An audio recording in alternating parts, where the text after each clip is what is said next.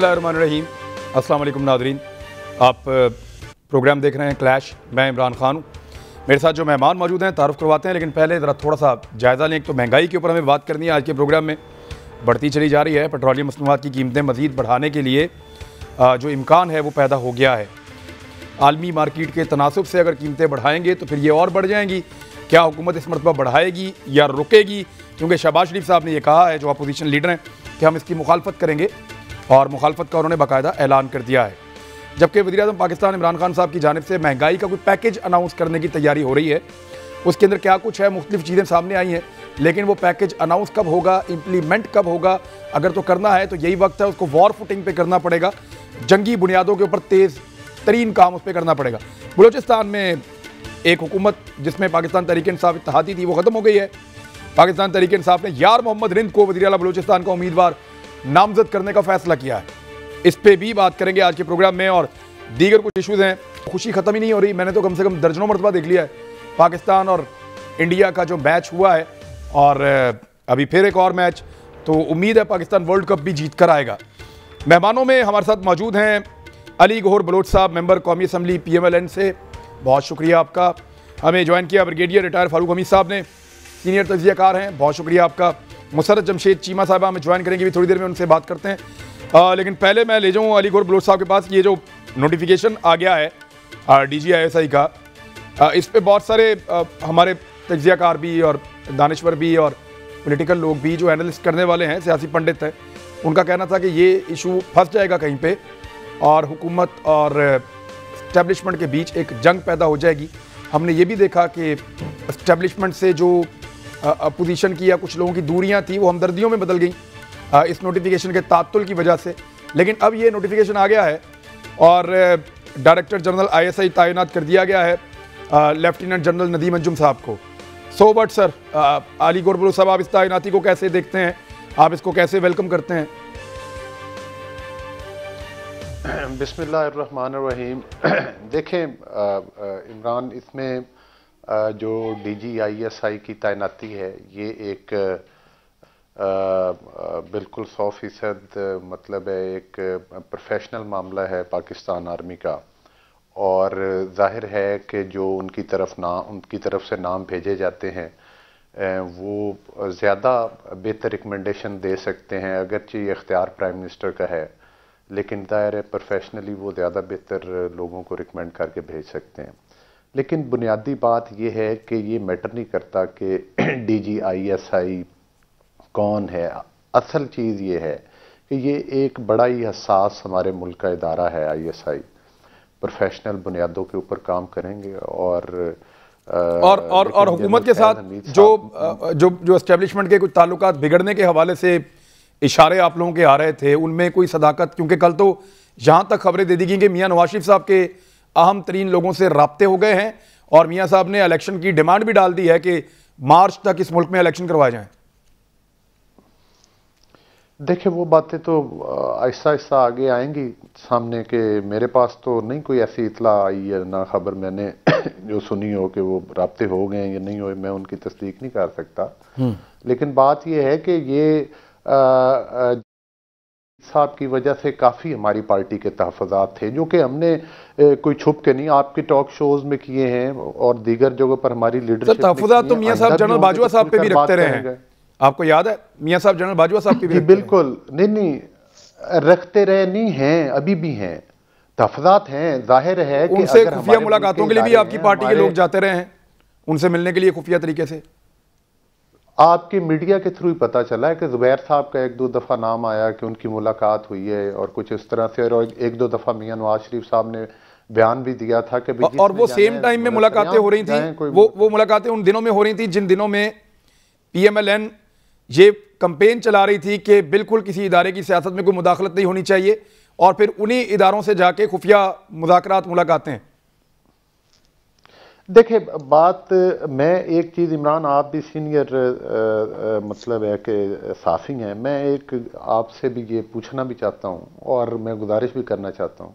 देखिए, मुलाकातें करना किसी भी इदारे के पॉलिटिकल पार्टीज़, आफ्टर ऑल एक मुल्क की निज़ाम चलना होता है, चाहे अपोजिशन की पार्टीज़ हों, चाहे हुकूमत में कोई बैठे हों, मेरा ज़ाती ख्याल ये है कि मुलाकात करना कोई गुनाह नहीं है, लेकिन बात यह है कि हमारे इदारों का सियासत में मुलव्वस होकर किसी पार्टी को चहेता बनाना, किसी पार्टी को दीवार के साथ लगाना, पार्टियां तोड़ना और बनाना, लोगों की वफादारियां तो सारा करना, आपका ये गिला नहीं आना चाहिए। यही तो सारा पीएमएलएन का ट्रैक रिकॉर्ड है कि आपने हमेशा इदारों के साथ मिलकर दूसरे की हुकूमत खत्म की है। अभी जो मरियम नवाज साहिबा के जलसे में नारे लगे हैं, मैं गुजारिश करूं तो आप क्या बता सकते हैं कि वो नारे ठीक थे या गलत थे? क्योंकि शहबाज शरीफ साहब कह रहे हैं कि वो हमारी पार्टी के लोग नहीं हो सकते जो अफवाज पाकिस्तान के सरबराहान के खिलाफ इतने मायूब और गलत नारे लगाएं जलसा गाह के अंदर खड़े होकर मरियम नवाज साहिबा के जलसे में। नहीं, वो पीडीएम का जलसा था, मरियम नवाज साहिबा का या मुस्लिम लीग नून का सिर्फ जलसा नहीं था। और दूसरा वो मैं भी उधर मौजूद था, फैसलाबाद के आप जलसे की हवाला से बात कर रहे हैं। जी जी बिल्कुल बिल्कुल। वो शायद वो उधर की मेज़बानी थी जमीयत अहले हदीस की, उनके कोई वर्कर थे जो डाइस पर आकर कुछ उन्होंने नारे लगवाए, लेकिन उसकी शहबाज शरीफ साहब वजाहत कर चुके हैं। मेरा ख्याल है उसके बाद कोई दूसरी राय नहीं है कि उस जी ठीक है। ब्रिगेडियर फारूक अमीर साहब, उन्होंने कह दिया कि के बाद की सियासत और एक मैं गुजारिश इमरान करूं, जो आपने कहा ना कि हमारी पार्टी का ट्रैक रिकॉर्ड है, मतलब है कि ये अल्फाज आपको भी जेब नहीं देते। हमारी पार्टी क्यों नहीं सर, तारीख में लिखा हुआ है, अखबारात में लिखा हुआ है, नहीं किताबों में लिखा हुआ है। आप जर्नल जियाउल हक का नहीं सर, मैं गिनवा देता हूं, मैं गिनवा देता हूं सर, मैं गिनवा देता हूं। मैं आपसे इत्तेफाक नहीं करता, ना करें, मतलब ये प्रोपेगेंडा मीडिया के जरिए किया जाता है, लेकिन बात ये कि इस प्रोपेगेंडे का फायदा कोई नहीं है इमरान। ठीक है, मैं एग्री करके आपसे अब मैं बता देता हूं आपको। जियाउल हक साहब का दौर गुजर गया, उसके बाद आईजीआई में कौन था? मियां नवाज शरीफ साहब थे। बेनजीर भुट्टो साहब की हुकूमत 2 दफा फौज के साथ या इदारों के साथ मिलकर किसने गिराई? मियां नवाज शरीफ साहब ने। उसके बाद जब मियां नवाज शरीफ साहब जिला बत्ती से वापस आए, तो वापस आने के बाद मेमोगेट स्कैंडल में कौन गया कोट पहन के अदालत? मियां नवाज शरीफ साहब। गुजरांवाला तक जो गए और जाके अदलिया की बहाली के लिए तहरीक चलाई, उसके अंदर फिर यहाँ मियां नवाज शरीफ साहब का एक पॉजिटिव कदम था, सिर्फ यहां पे एक। लेकिन मेमोगेट स्कैंडल आपके सामने है, बाकी चीजें आपके सामने हैं सर। तो मियां साहब ने बार बार ये किया है, ये अब, और वो खुद कह चुके हैं मैंने गलत किया है। यानी यूसुफ रज़ा गिलानी साहब को जब हटाया मियां नवाज शरीफ साहब ने और मुतालबा किया कि अब अदालत ने कह दिया छोड़ के चले जाओ, बाद में मियां साहब ने कहा कि मैंने गलत किया था। मियां साहब खुद इसको रिकॉर्ड का हिस्सा बना चुके हैं। मैं या अली गौर बलोच इसको अब नहीं निकाल सकते रिकॉर्ड में से।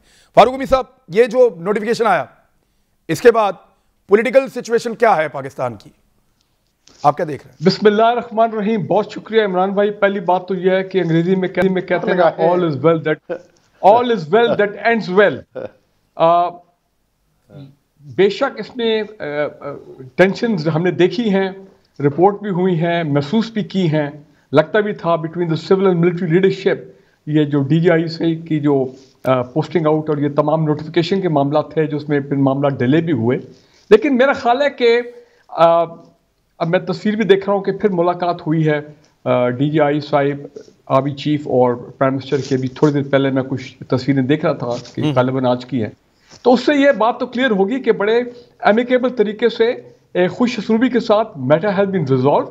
और प्राइम मिनिस्टर ऑफ पाकिस्तान जो है उन्होंने कोई अपना, जिस तरह कहा जा रहा था कि वो जिद करेंगे या वो स्टबन होंगे या कुछ मजीद टाइम मांगेंगे मौजूदा डीजीआई साहिब को 20 नवंबर से वो चार्ज लेंगे जाके। हाँ 20 नवंबर, तो इसका मतलब ये कि फिर वो एक थोड़ा सा एक म्यूचुअल एग्रीमेंट तो हो गया कि जिसको कहते हैं ना win win for both side, तो नहीं कहना चाहिए they're all on the same side, बल्कि मैं कहूँगा कि अच्छी बात है कि एक्स्ट्रा ऑर्डिनरी हालात है और उसमें अगर 15-20 दिन ऊपर भी हो जाए तो कोई ऐसी बात नहीं है। इतनी फ्लेक्सिबिलिटी तो हर निज़ाम में होती है और मेरे ख्याल अगर आर्मी ने ये फ्लेक्सिबिलिटी शो किया, प्राइम मिनिस्टर ऑफ पाकिस्तान ने भी आगे फिर ना वो उन्होंने 3 इंटरव्यूज़ किए 3 लेफ्टिनेंट जनरल के, ना उन्होंने कोई और किसी चीज़ को इंसिस्ट किया है, तो मेरा ख्याल है कि ये अच्छा है कि they are back on the same page, which is good for Pakistan, which is good for our national security and. और एक ओवरऑल जो एक एनवायरनमेंट में थोड़ी अनसर्टनिटी और इस तरह की सूरत हाल आ गई थी कि पता नहीं क्या होने जा रहा है, क्या होगा क्या नहीं होगा, वो चीज़ ख़त्म होगी। लेकिन मैं यहाँ पे ये ज़रूर कहूँगा कि हमारे मोहतरम अभी अली गौर साहब जो फरमा रहे थे, देखें ठीक है, कौन लोग थे जिन्होंने वो जलसे में ना गए, फैसलाबाद में चले, उसकी वजाहत भी आ गई। लेकिन मुझे ज़ाती तौर पे जिस पे बड़ी तकलीफ हुई थी कि मैं नहीं समझता था कि हालात इस नहर तक जाने चाहिए थे। जितना भी गुस्सा हो, जितना भी दिल में हो कि जनाब, यकीनन पार्टी को, PMLN के अंदर भी लोगों को बिल्कुल पसंद नहीं आएगी कि भाई ये मौका नहीं है, हम किस तरफ पार्टी को लेके जा रहे हैं। एक दफ़ा शबाशी वफामत की बात कर रहे हैं, यहाँ पे बाई नेम लेके टारगेट किया जा रहा है। तो I think that was an very very bad taste. मैं समझता हूँ कि अब जब ये नई DGI आ गए हैं और जैसा आपने कहा कि 20 नवंबर को वो गालिबन वो टेक ओवर जब करेंगे, तो फिर मेरा ख्याल है एक नया चैप्टर का आगाज होना चाहिए from the point of view political party के जो तहफ़्फ़ुज़ात हैं वगैरह वगैरह। और इसमें लेकिन ये बात सही है कि DGI रिपोर्ट करते हैं, ठीक है, आते हैं वो फौज से, लेकिन he reports to the directly to the prime minister of Pakistan. तो हमें ये समझना कि जनाब वो प्राइम मिनिस्टर ऑफ पाकिस्तान से कोई दूरियां हो जाएंगी ISI की या DGI की, जो एडवाइस उनको होती है कौमी सलामती के मामलात में, इंटरनल सिक्योरिटी के मामलात में, रीजनल सिक्योरिटी कि उसमें कोई कमी आएगी, ये मुलाकातों में कमी आएगी, वो कमी नहीं होनी चाहिए। मैं समझता हूँ कि वो मामलात जो है with the prime minister of Pakistan वो चलते रहने चाहिए इन लार्जर नेशनल इंटरेस्ट। तो दूसरी इंपॉर्टेंट चीज़ यह है कि मैं फिर इस बात को कहूँगा कि ये अच्छा हुआ कि नोटिफिकेशन आ गया। हम उसकी ट्रक की बत्ती के पीछे लगे हुए थे, और लेकिन शुक्र है बीच में ये T20 वर्ल्ड कप आ गया, तो हम अब जो मीडिया हाइप है, अवाम जो हम T20 के पीछे लग गए, और पिछले 5-6 दिनों से नोटिफिकेशन को हम भूल गए थे। तो लिहाजा इट इज़ गुड, मैं एक दफ़ा फिर कहूँगा, back on the same page is good for Pakistan, ताकि ये अनसर्टनिटी और ये जो सूरत-ए-हाल ये ख़त्म होनी चाहिए, और अब हम ख़त्म होनी चाहिए कि पता नहीं क्या हो जाएगा। देखिए, इससे अगर इंटरनल सिक्योरिटी और ये मामलात में एट द हाईएस्ट लेवल जब स्टेबिलिटी आती है, तो इससे पॉलिटिकल स्टेबिलिटी भी आती है, इंटरनल स्टेबिलिटी भी आती है, ये याद रखें। क्योंकि सिविल मिलिट्री लीडरशिप के दरमियान अगर कोई तनाव हो या सो कॉल्ड तनाव हो, जो भी आप कहें, ज़र्रा भर भी हो, और जो कि पब्लिक हो जाए, तो वो फिर उसका इफेक्ट तमाम मुल्क के तमाम जो शोबे हैं उनके ऊपर होता है। स्टॉक मार्केट भी परेशान हो जाती है, आम आदमी भी परेशान हो जाता है। जी, अब मामला महंगाई की तरफ जाते हैं। अली गौहर साहब, आप लोगों ने एक कंपेन पूरी खड़ी की है महंगाई के हवाले से, और हालात कई अच्छे नहीं है। हुकूमत भी इस बात का एतराफ़ करती है, मीडिया वावेला करता है, लोग वाकई परेशान हैं, और अपोजिशन से लोगों को ये उम्मीद है कि हुकूमत पे दबाव डाले और लोगों को उनका हक लेकर दे। महंगाई के खिलाफ लड़ने के लिए हुकूमत जो उनको सपोर्ट दे सकती है वो, या फिर आप हुकूमत अगर तब्दील करना चाहें तो वो भी आपका हक है, आईनी हक है एहतजाज करना। अब अली गौहर बलोच साहब, क्या इम्पैक्ट क्रिएट करेंगे आप लोग? यानी जो एक एस्टेब्लिशमेंट वाला इशू था गवर्नमेंट के साथ, वो तो रिजॉल्व हो गया, क्या इसका कोई इम्पैक्ट आपके दिमाग में था, या आपकी कंपेन सारी इसके हट के एक इंडिपेंडेंटली, क्योंकि लोग कह रहे थे शायद कि इस वक्त एक तनाव है इदारों में और हुकूमत में, इसका फ़ायदा उठाना चाह रहे हैं लोग, क्या ये चीज़ थी, या आप लोग अभी भी उसी कंपेन को उसी मोमेंटम के साथ लेकर चलने वाले? देखें इमरान खान, एक चीज़ बड़ी काबिल ज़िक्र है कि अगर हम आपने अभी ये बात की है कि कुछ लोग फ़ायदा उठाना चाहते हैं, जो तनाव था या तनाव है या नहीं है। बात यह है कि अगर इनको ये शक है कि कुछ लोग फ़ायदा उठाना चाहते हैं, तो ये बेवकूफ़ियाँ ना मारे, ना फ़ायदा उठाने दे। ये इस किस्म का इनका तरीक़ाकार क्या है, मुझे ये बताएं कि जब एक्सटेंशन का मामला था आर्मी चीफ का, उस वक्त भी इमरान खान नियाज़ी साहब ने पूरा तमाशा बना दिया। मतलब है कि सुप्रीम कोर्ट ऑफ पाकिस्तान ने जजमेंट ये दी कि इन पूरी हुकूमत को मिलकर एक इमरान खान एक लेटर लिखना ना आया, कि मकसद ये है कि ये इन्होंने, और वो आर्मी चीफ की जो तैनाती थी या उनकी एक्सटेंशन थी, उसको इन्होंने तमाशा बना दिया। अब ISI की चीफ की तैनाती आई है या उसका है, उसको भी आप देख लें कि मतलब है कितने दिनों से ये वो मतलब ड्रामा ही लगा हुआ है ना, पूरे मीडिया पे डिस्कस हो रहा है, सोशल मीडिया पे डिस्कस हो रहा है। गलती किसकी है? गलती हुकूमत की है। मतलब ये है कि आपको एक, अगर आप कहते थे कि एक पेज है, वो पेज किधर गया इमरान? अगर पेज एक था तो नाम ही उस वक्त अंडरस्टैंडिंग हो जाते, उस पेज पे समरी लिख के साइन कर दिया। देखे ये नहीं, वो पेज नहीं है। अब वो पेज जो है ना, वो पेज वो उस हालत में नहीं है, लेकिन हुकूमती मामला तो ज़ाहिर चलते रहते हैं ना। आगे डेज भी बढ़े हैं, अभी तक वो मतलब है कि वो 15-20 दिन या कितने उन्होंने को मोहलत भी ली है। लेकिन देखें चलें, अगर वो इमरान खान साहब इन चीज़ों को भी अपने लिए वेंटिलेटर महसूस करते हैं तो हमें तो कोई इतराज़ नहीं है। लेकिन बहरहाल ये तो एक मानना पड़ेगा कि हुकूमत की नालायकियों की वजह से ये तमाशे लग रहे हैं। फारूक हबीब साहब हमारे साथ मौजूद हैं। मैं आपकी तहरीक के बाद आता हूं सर, एक सेकंड, एक मैं आया हूं इस पे। फारूक हबीब साहब हमारे साथ हैं, स्टेट मिनिस्टर इंफॉर्मेशन के, उनसे मैं इस बारे में जान लेता हूँ। फारूक हबीब साहब, ये नोटिफिकेशन आ गया है और 20 नवंबर से नए DGI ऐसे ही चार्ज ले लेंगे और अपोजिशन को ये लगता है कि वो सेम पेज अब नहीं है। देखिए, बात ये है कि इनको जो लगता है नहीं लगता है उससे कोई फर्क नहीं पड़ता, क्योंकि अपोजिशन जो है वो टोटली सारे प्रोसेस के अंदर इरेलीवेंट है। और ये वजीर आज़म इमरान खान साहब का, prime minister of the country का ये इख्तियार है कि उन्होंने किसको अपॉइंट करना है, किसको नहीं अपॉइंट करना। वो अपॉइंटमेंट का पहले भी हम इन्हें कह चुके थे कि आप लोग इतना जो दिल में आपके लड्डू फूट रहे हैं, जो आप इतनी मिठाइयाँ खाने की कोशिश कर रहे हैं, वो ना खाएं। कल को जो है वो आपको इसी तरीके से हमेशा पहले आप मिठाई खा लेते हैं, उसके बाद फिर आपको जो है उसके नतायज जो है वो भुगतना पड़ते हैं। असल मसला ये है कि एक प्रोसेस था, उस प्रोसेस को प्राइम मिनिस्टर ऑफिस ने जो मुकम्मल किया, मुकम्मल करके जो है वो आज तैनाती का अमल जो है वो मुकम्मल हो गया। इस हवाले से ये कहना जी कोई ड्रामा था, कोई तमाशा था, ये कोई मुनासिब अल्फाज नहीं है। जो मुल्क की हमारी, मैं समझता हूँ कि आईनी इदारे हैं, जिन इदारों ने पाकिस्तान की सिक्योरिटी के लिए, पाकिस्तान के जो है वो सॉवरेनिटी के तहफ़्फ़ुज़ के लिए कुर्बानियाँ दी हों, पाकिस्तान की सरहदों की हिफाजत कर रहे हो, तो मैं समझता हूँ कि उनके लिए हमें अल्फाज का चुनाव जो है वो बड़ा सोच समझ के करना चाहिए। और जो भी अफवाज पाकिस्तान है, वो सिविलियन गवर्नमेंट के हमेशा जो उनका एक आईनी किरदार है, एक आईनी रोल है, उस रोल में काम करते हैं। और मैं समझता हूँ कि अफवाज पाकिस्तान भी पाकिस्तान की जमहूरियत को जो है वो मजबूत देखना चाहते हैं। तो मैं समझता हूँ कि पाकिस्तान की तरक्की, पाकिस्तान की मजबूती, लेकिन देखें ये इशू तो देखें, इशू तो था ना, आप ये तो नहीं कह सकते कि इट वाज नॉन इशू। फायदा होगा। और अगर ये इशू था तो तभी तो डिस्कस हुआ और तभी तो आप लोगों ने उसको वेटेज दिया, अपोजिशन ने भी दिया और मीडिया ने भी इससे बात की। There was an issue. अब वो रिजॉल्व हो गया, वो अलग बात है। अब इसमें आपका मानना है कि हो गया, उनका मानना नहीं हुआ।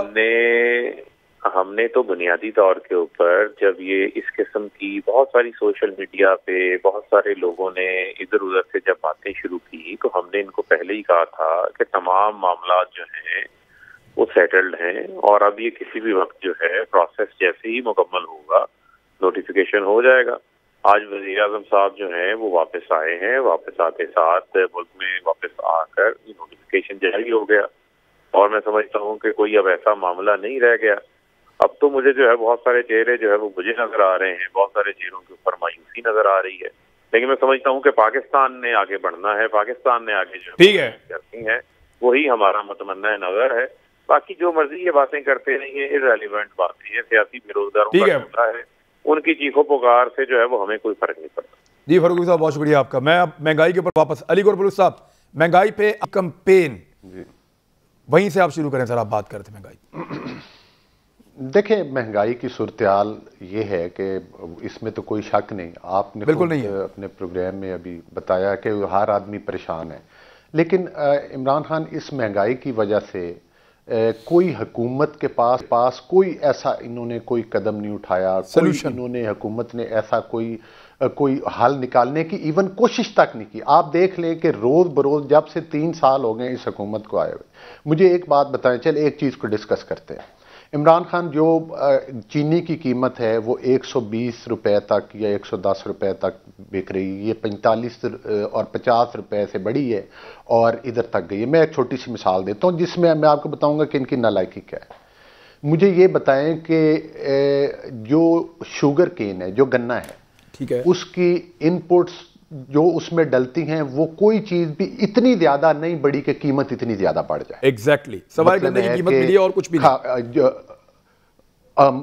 गन्ने कीमत अब आके, अब वो क्रॉप तो जिसकी वजह से ये बढ़ी है उस पर नहीं, अब आके खाद की कीमतें बढ़ी और बिजली के रेट्स बढ़े। जिस वक्त ये क्रॉप आई थी पिछली क्रॉप की, और जब से ये रेट बढ़ने शुरू हुए, जब से इस गवर्नमेंट ने उसमें से दिहाड़ी लगाई, जब इनके अंदर बैठे हुए माफिया ने पैसे कमाए और इनके सरगुना लोगों ने पैसे कमाए, 120 रुपए का तुक क्या बनता है मुझे ये तो बताएं। इनका सिस्टम क्या है, इनका मैकेनिज्म किधर है, इनका मतलब ये कंट्रोल है इनका इस गवर्नमेंट का। मुझे आटे के बारे में मुझे इसी तरह यही सवाल मुझे गंदम पर करना है।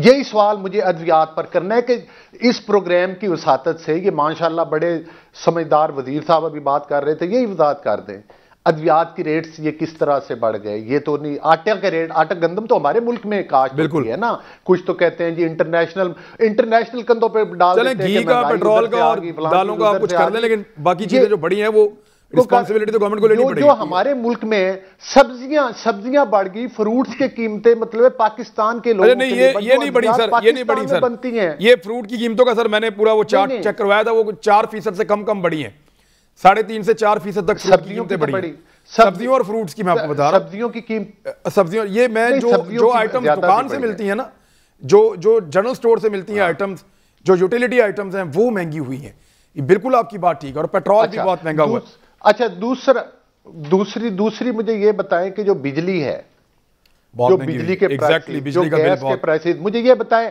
एलएनजी पर अगर इनके लेट फैसला करने पर 9 अरब से भी के कितने का अगर पाकिस्तान को नुकसान हुआ हो, और तो उसका जिम्मेदार कौन है?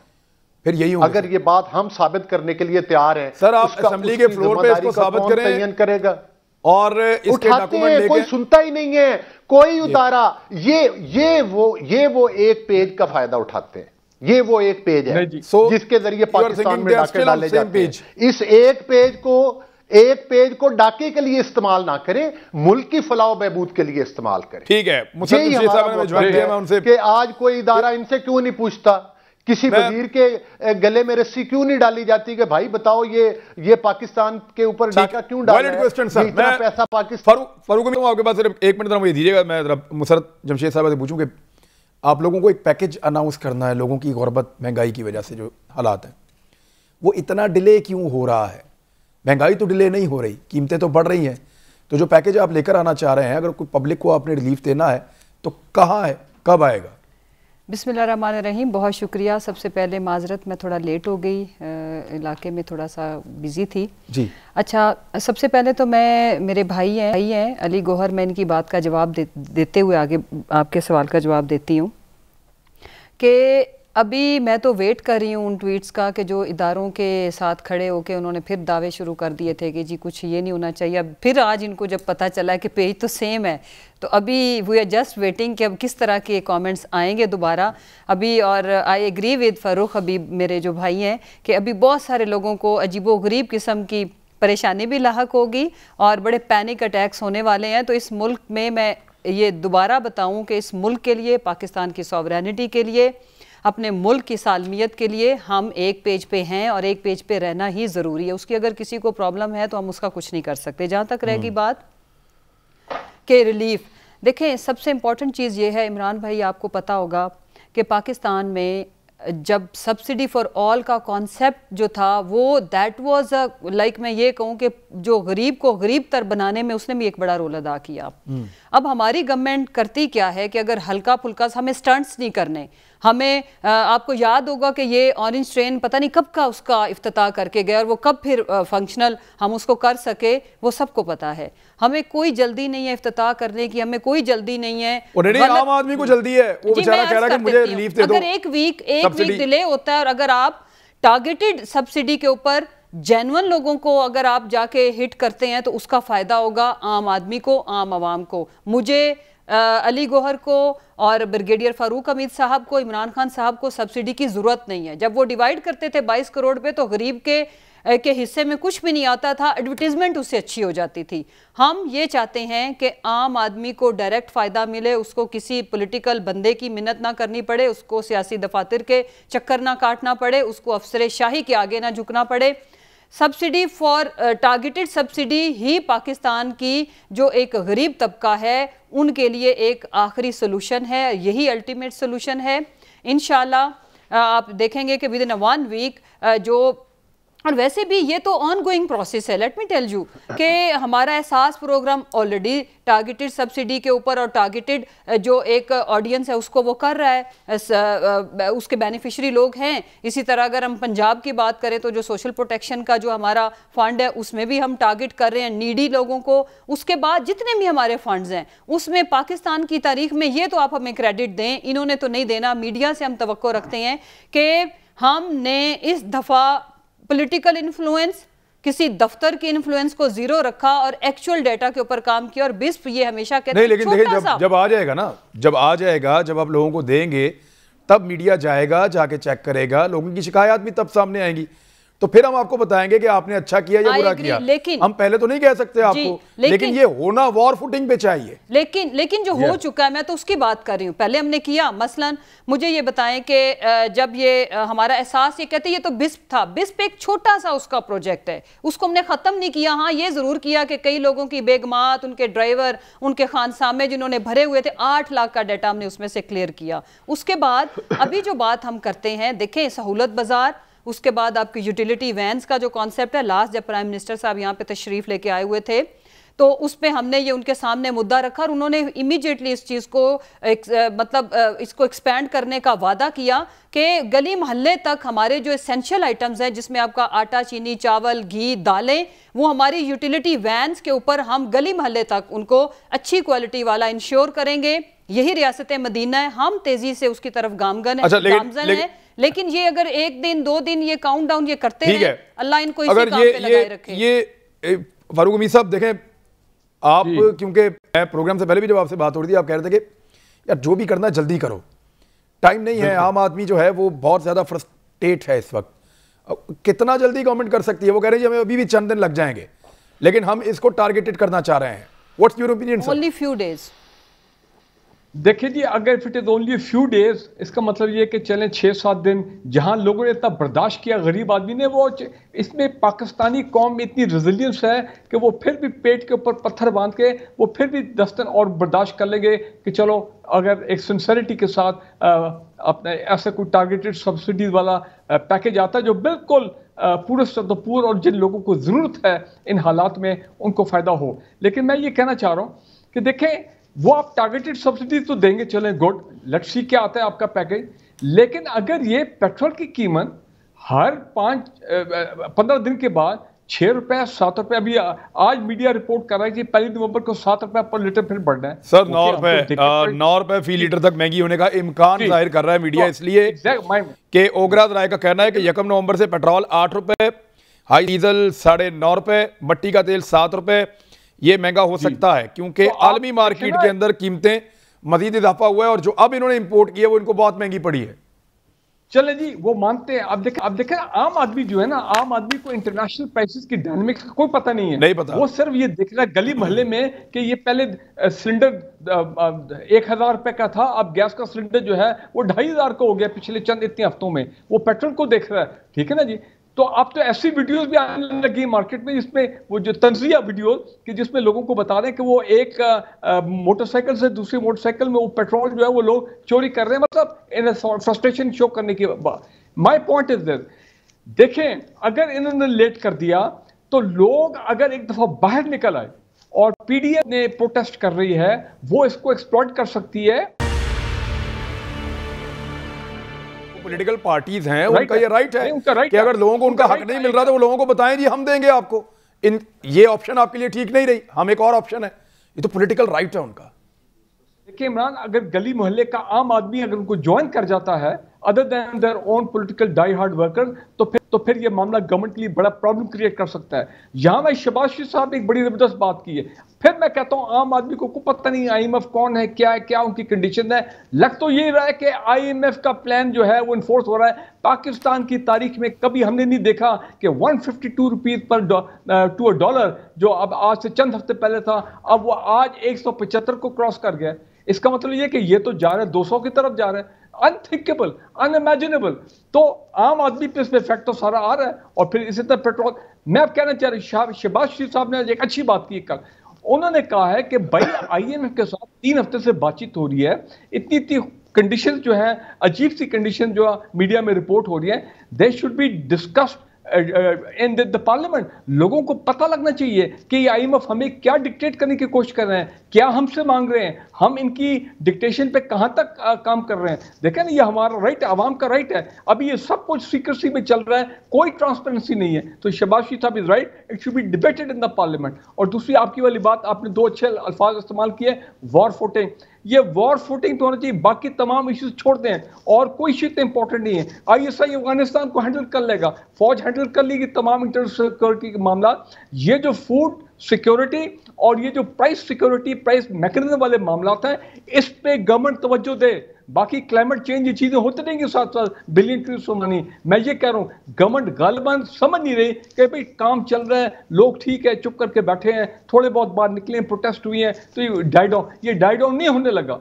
सो they have to come up with a very, और वो प्लान ऐसा हो जो वेग किस्म का प्लान ना हो। भाई बिजली जो है हर 1 महीने के बाद ये महंगी, क्या हर महीने महंगी हो रही है, हर 15 दिन के बाद ये सूरत हाल हो गई है। भाई आप कहें कि जिनको आपने 300 यूनिट तक छूट जो है वो दी हुई है, उनको 500 तक लेके जाएं ताकि कुछ लोगों को फायदा तो होना। दैट इज वेयर जो इंस्टीट्यूशनलाइज मामला था वहां पे लोगों को फायदा हो। ये नहीं है कि वो बिजली महंगी होती जा रही है, आप वही कह रहे हैं कि जी 300 यूनिट्स तक हमने नहीं बढ़ाया, ठीक है, लेकिन उस ऊपर वाले लोग हैं वो सफर कर रहे हैं, बाकी डेली आइटम जो है वो चीजें महंगी हो रही हैं। तो आप मुझे बताएं फिर गरीब जो है फिर is going to come out. तो ये मामला ठीक नहीं है। मैं अली गौहर बलोच साहब, ये डिमांड आप लोगों की बड़ी वैलिड है कि कुछ भी करें आप, IMF का जो प्लान है उसको लेकर आएं। वैसे इससे पहले होता नहीं रहा, किसी भी हुकूमत ने ऐसा किया नहीं, लेकिन इस तरह की महंगाई भी हमने कम देखी है। तो वो जो IMF का प्लान है उसको कौमी असम्बली में डिस्कस किया जाए। आपको लगता है कि ये प्रैक्टिकल होगा और ये प्रैक्टिस आइंदा हर हुकूमत को करनी चाहिए? देखें इमरान, बेशुमार ऐसे मुल्क में फैसले हुए हैं जिन पर अपोजिशन ने और जिन पर मतलब है कि leader of the opposition Shahbaz Sharif साहब ने और हमारी पार्टी ने हमने पुरजोर तरीके के साथ ये मुतालबा किया मुख्तलिफ मामलात में कि ये मामलात जो हैं ये पार्लियामेंट के अंदर, पार्लिमान के अंदर डिस्कस किए जाएं। हमेशा हुकूमत पसे पर्दा बैकडोर पॉलिसी के जरिए अपने फैसले करती है और पाकिस्तान के ऊपर मुसल्लत कर देती है, और उनके ऊपर ना हाउस में, उन पर असम्बली में, पार्लिमान के अंदर ना ही उनको बताया जाता है और ना ही उन पर बहस करवाई जाती है। और हम ये बार बार कहते रह जाते हैं कि भाई आप इनके ऊपर बात करें। और इंतहाई कौमी इंपॉर्टेंट इशू, इवन जो कौमी सलामती के इशूज है उनके ऊपर भी पूरी पार्लिमान को एतमाद में लेना चाहिए। मैं नहीं समझता कि सिर्फ पार्लिमानी जो इन कैमरा पार्लिमानी, क्या जो हमारे मेंबरान पार्लियामेंट हैं, आप ये तो नहीं कह सकते ना कि वो मतलब है कि खुदा न खास्ता उनकी वफादारियां पाकिस्तान के साथ नहीं है, चाहे वो किसी भी पार्टी के हो। तो ये एक बड़ा संगीन मसला है। जो मामलात पसे पर्दा किए जाते हैं उनमें दाल में काला कुछ जरूर होता है। दूसरी गुजारिश मैं ये करूंगा कि मैं आपको एक छोटी सी मिसाल देता हूं कि पाकिस्तान में बेइंसाफी का किस तरह से बाजार गर्म है। मैं एक इस्लामाबाद में नाम नहीं लेता, इस्लामाबाद में एक प्लाजा है, उसके मालिक को मतलब एक ये मॉल था, शॉपिंग मॉल था, उसके मालिक को नैब के जरिए सजा होगी। उसका कसूर ये था कि उसने 2 फ्लोर एक्स्ट्रा बनाए। अब जो 2 फ्लोर एक्स्ट्रा बनाए उसकी अप्रूवल CDA ने दी, उसने अप्लाई किया, CDA ने अप्रूवल दी। उस अप्रूवल के बाद जो है उस पर केस बना दिया गया कि यह नाजायज है। सबसे पहले तो कसूरवार, अगर तो वो 2 फ्लोर नहीं बन सकते थे तो कसूरवार वो CDA वाले हैं जिन्होंने उसकी अप्रूवल की इजाजत दी। हाँ, ये तो होता ना कि अगर उसने बगैर अप्रूवल के अथॉरिटीज के बना लिए होते तो फिर उसके होता। उस बंदे को उन ऑफिसर्स के साथ सजा हो गई। इमरान खान साहब का जो घर है वो 15 लाख में रेगुलराइज हो गया। एक तरफ एक बंदे, ठीक है, मैं जरा इसको इधर शिफ्ट कर देता हूं ना। ये इस किस्म की नाइंसाफियां जिनका अपोजिशन कहती रहती है। देखें, आपकी गवर्नमेंट के अंदर बहुत सारे लोग हैं जिनका एहतसाब कम से कम होना चाहिए था, उनसे सवाल पूछे जाने चाहिए थे एंड देवर बाउंड कि वो उसको रिस्पॉन्ड करते या जवाब देके मुतमईन करते। ये ट्रेंड नज़र नहीं आया, क्यों? देखें, सबसे पहले तो अली गौहर मेरे भाई ने जो एग्जांपल दी है वो बिल्कुल नामुनासिब है, उसके कोई मैच नहीं है। इम्पॉर्टेंट चीज़ इसमें यह है कि इमरान खान साहब का जब घर उसको उन्होंने किया था रेगुलेट, तो उसकी वजह यह है कि वो उस वक्त एक टाउन था, एक मोज़ा था, और उसकी जो उस वक्त की रिक्वायरमेंट्स थी वो सारी पूरी की गई हैं। और सबसे मेरा अहम सवाल इनसे ये है कि हमने तो इनके नाक में दम किए रखा, धरना किया 126 दिनों का, और 25 साल स्ट्रगल है, हम अपोजिशन में थे। उस वक्त ये इनको आइडिया क्यों नहीं आया कि एक बंदा जो इनका इतना मुखालिफ है, इनकी करप्शन हम कहीं ना कहीं से निकाल के ले आते थे, सारी दुनिया को बताते थे, तो ये क्यों चुप बैठे रहे? अभी कोई भी चीज़ हो अपनी मतलब अरबों की करप्शन, मेरी लंदन तो क्या पाकिस्तान में कोई जायदाद नहीं, सारी चीज़ें निकल आई, साबित होगी, उनमें रह रहे हैं, वो जो अपार्टमेंट्स कहते थे हमने रेंट पे लिए हुए हैं, और उसको ये कोई और इनके पास आर्ग्यूमेंट नहीं होता तो जी इमरान खान ने अपना घर उसको जी रेगुलेट बड़े गलत तरीके से किया गया। इंपॉर्टेंट चीज़ ये है कि उस वक्त के जो तकाजे थे वो पूरे किए गए थे, और जब वो घर बना था और आज वहाँ पे कितनी ज़्यादा चेंजेस आ गई, उस वक्त वो जो इस्लामाबाद कैपिटल है उसका हिस्सा नहीं था, मोज़ा था, तो मोज़े की जो रिक्वायरमेंट थी वो सारी पूरी की गई थी। हमने 1000 दफ़ा इनको बताया। तहरीक लब्बैक के बारे में बताएं जी, अब कैसे इस मामले को आप लोग किसी मंतकी अंजाम तक पहुंचा रहे हैं? Do you have a plan? क्योंकि अभी यहाँ पे 5वें रोज भी GT रोड जो है वो गुजरांवाला के आसपास बंद है, और आपको पता है कितना लोगों का नुकसान होता है। जी बिल्कुल, ये बड़ा अफसोसनाक एक मरहला कह लें या एक बड़ी एक, लेकिन उनके मुतालबात है कि वो कहते हैं साद रिजवी साहब को छोड़ें आप जी, दोनों। दूसरा वो कहते हैं कि फ्रांसीसी सफीर को आप निकाल दें। अब वो जो दोनों मुतालबात हैं उसमें एक तो शेख रशीद साहब ने साफ कह दिया कि फ्रांसीसी सफीर को नहीं निकाल सकते। वो पॉसिबल नहीं। आप मुझे ये बताएं कि आप पूरी दुनिया से काट के इस तरह से नहीं, आपको पता है कि फिर तमाम यूरोपियन कंट्रीज हमारा वो बायकॉट कर सकते हैं। लेकिन फिर उनसे मुआहदा क्यों किया था जी? उनको क्यों कहा था कि जी हम इसको पार्लियामेंट में ले जाएंगे और डिस्कस करेंगे? डिस्कस करने की तो बात हुई थी, डिस्कस करने में कोई हर्ज नहीं होता। तो क्या ये ऑपोजिशन सारी इस चीज को अलाउ करती है? हम पूछ लेते हैं। अभी ये कह रहे हैं ना कि ये तो बैठे हुए अभी पूछ लें जी। इंपॉर्टेंट चीज, आप चाहेंगे कि फ्रांसीसी सफीर को निकाल दिया जाए? आपकी पार्टी इसके हक में वोट डालेगी, इसके खिलाफ डालेगी? ये पहले तो ये बताएं कि इन्होंने ये उनके साथ इत्तेफाक, ये तो हुकूमत का मामला, इन्होंने उनके साथ मुआहदा किया नहीं, हमने इन्होंने मुआहदा किया कि हम पार्लियामेंट में ले जाएंगे और आप क्योंकि पार्लियामेंटेरियन है तो आप बता दें कि सपोज निकालना चाहिए या नहीं। सपोज पार्लियामेंट में अली भाई आ गया, आपका इसमें मौकफ क्या होगा और आपकी अपोजिशन जमातों का? आप पार्लियामेंट में लेकर आए, हम आपको जरूर अपना मौकफ देंगे, लेकिन आप पार्लियामेंट में लेकर नहीं आएंगे, ये भी मैं आपको बता दूं। आप पार्लियामेंट में लेकर आए, हम आपका मौकफ देंगे, हम यकीनी तौर पर देंगे मौकफ कि आप पार्लियामेंट में लेकर आए, हम उस पर मौकफ देंगे। कमेटी में डिस्कस कर दें। क्या ये मुतालबा जायज है? वो तो ये कहते हैं इमरान खान, वो ये कहते हैं कि पार्लियामान में लाने का वादा नहीं, हमसे ये कहा गया था कि सफीर को निकाल देंगे, बाद में इन्होंने नहीं, वो रिटर्न मुआहदा है, पार्लियामान में लेकर जाते हैं, मौजूद है, जाकर करवाते हैं। कहने को तो आप अभी कुछ भी जैसे रिटर्न मुआहदा है, जो भी आपने मुआहदा किया, पहली बात तो ये कि उसमें मैं अर्ज करूं, देखिए हमारा सीधा सीधा मौक़िफ़ है, झूठ बोलना ये बहुत बुरी बात है। ये आपने जो काम आप कर नहीं सकते, आपको झूठ बोलने की जरूरत क्या थी? कभी झूठ नहीं बोला। ये रिटर्न मुआहदा था, इसमें बहुत सारे साथ लोग मौजूद थे। रिटर्न मुआहदा किया, इतना बड़ा झूठ बोला। रिटर्न मुआहदा मैंने पढ़ा हुआ है जी, मेरे पास है वो रिटर्न मुआहदा। उसमें लिखा हुआ है कि पार्लियामेंट के अंदर एक तो इनके बंदे छोड़ने थे, कुछ इनकी जो गिरफ्तारियां थी उनके बारे में उस वक्त भी मुतालबात थे, कुछ पाबंदियों वाली बात थी, कुछ चीजें ऐसी थी। लेकिन एक मुतालबा जो मुझे बड़ी अच्छी तरह याद है, उसमें उनका ये था कि इसको निकालें। तो इस पे गवर्नमेंट ने इत्तेफाक किया था कि हम पार्लियामेंट में ले जाएंगे, इस इशू को वहां डिबेट करेंगे और उसके मुताबिक हम फैसला कर लेंगे कि सफीर को रखना है या निकालना है। तो क्या तो ये कोई भी जी शोर शख्स पार्लियामेंट में ले जाना है, कोई कमेंट इसके ऊपर अभी हम कमेंट क्या मैं आपसे पूछती हूँ, क्या ये हमें करना चाहिए, नहीं करना चाहिए? किसी सूरत नहीं। नहीं, इसके ऊपर पता क्या, इसके ऊपर तहरीक लब्बैक वाले मेरे ईमान का फैसला कर देंगे कि ये मुसलमान है या काफिर है। यानी वो इस तरह का फैसला कर देते हैं ना, जो मजहबी लोग हैं वो थोड़ा सा इस तरफ ले जाते हैं। लेकिन पार्लियामेंट एक ऐसा फोरम है जहाँ पूरी पाकिस्तान की आवाम की नुमाइंदगी है। बाकी इसमें इमरान खान मेरी गुजारिश सुन ले एक मिनट। मैं एक कल यकीन करें सोशल मीडिया पे मैं पिक्चर देख रहा था, जिस वक्त हमारे टाइम में यही तहरीक लब्बैक वाले धरने दे रहे थे, तो वो अपना शाह महमूद कुरैशी और आपकी बड़ी अहम शख्सियात उनके धरनों में बैठी हुई थी, उनके साथ इदारे के लिए जब वो बंद कर रहे थे और सारा कुछ कर रहे थे। आज कोई आदमी भी उनके साथ खड़ा हो तो आप शायद उनको भी कालदम करार दे दें और कहें जनाब ये तो बड़ा गैर कानूनी है। पहली बात तो ये कि एक पॉलिटिकल तंजीम को कालदम करार देना ही गलत बात है। फिर किस तरह से अगर आपने वादा किया था कि उनके फलां बंदे छोड़ने हैं तो वो बंदे आपको छोड़ देने चाहिए थे। मतलब इसमें तो क्या अभी तक आपने उनको जेलों में बंद किया, आपको डर क्या है, खौफ क्या है?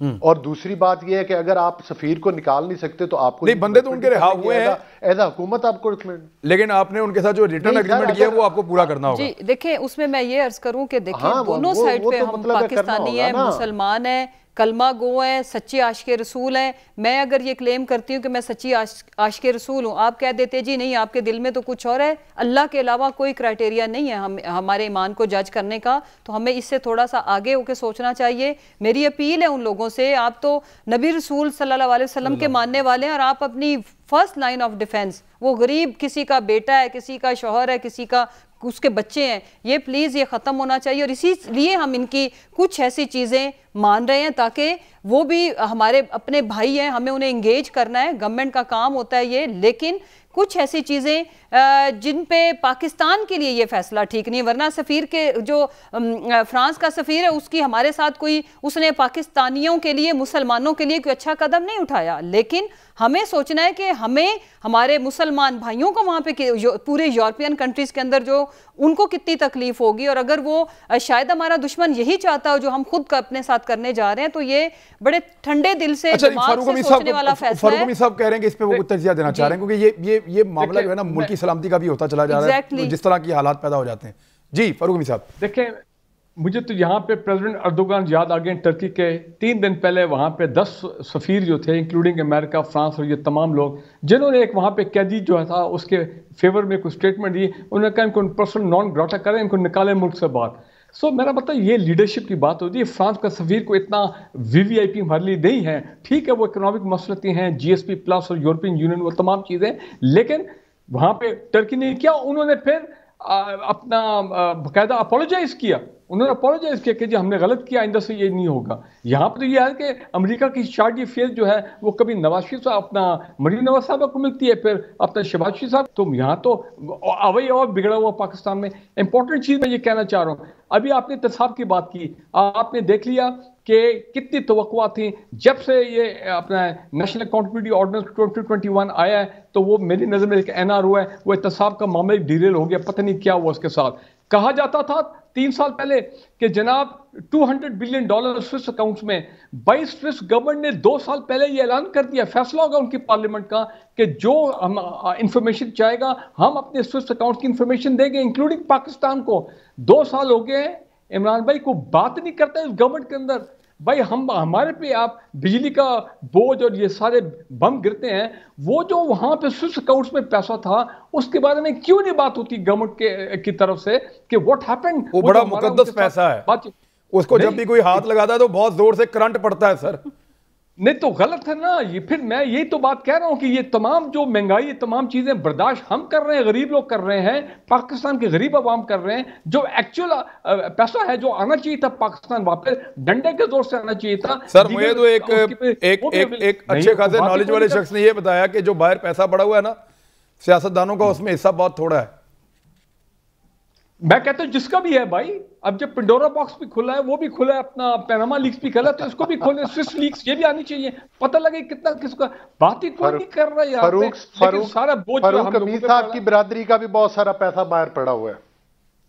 कोई बात नहीं जी, आने दे। ऐसे पेंडोरा बॉक्स में भी लोगों के नाम आए ना, कोई ऐसी बात नहीं है। अगर किसी ने वहां पैसा पार किया कम हो, वो मेरा रिश्तेदार तो नहीं है, मैं तो पाकिस्तान की बात कर रहा हूँ। पेंडोरा लीक्स में भी नहीं, आप सही कह रहे हैं। नहीं, ये आपको साबित करना पड़ेगा अली गौहर बलोच साहब, ये आपको साबित करना पड़ जाएगा। कर सकता हूँ, मैं तो डिफेंड नहीं करता। देखिए मेरी गुजारिश सुने, मेरी ये आपको साबित करना पड़ेगा।